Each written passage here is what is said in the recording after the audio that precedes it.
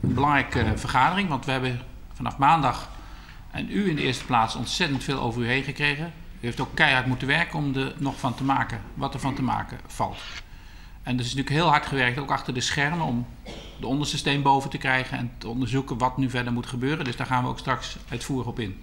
Dit onderzoek is nog steeds gaande en heeft nog niet geleid tot het definitieve eindoordeel, maar heeft nu al wel conclusies aangegeven die wij nu moeten melden.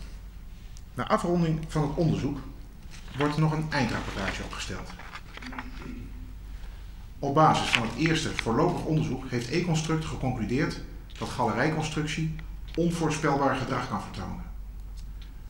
Dat wil zeggen dat er mogelijk nog een keer dit voorval zich voor kan doen. Dit onvoorspelbare gedrag maakt het acuut onveilig voor personen om zich op, onder of in nabijheid van de galerij van de Antilleflat te begeven.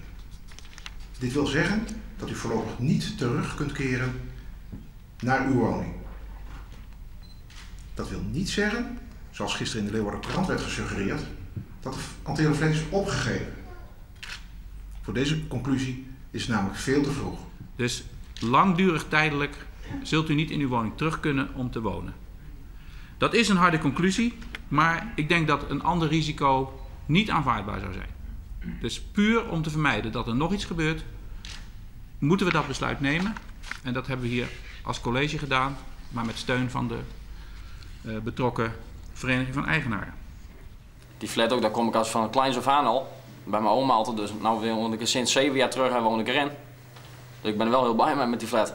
Ja, Johan, net schiet van te gevaarlijk, ik wil er net maar in. Nee, dat niet. Want ik moet sowieso, probeer ik elke dag binnen te komen, want ik heb daar slangen en ratten. En de ratten die moeten sowieso eten hebben. Dat zijn een stuk of 150.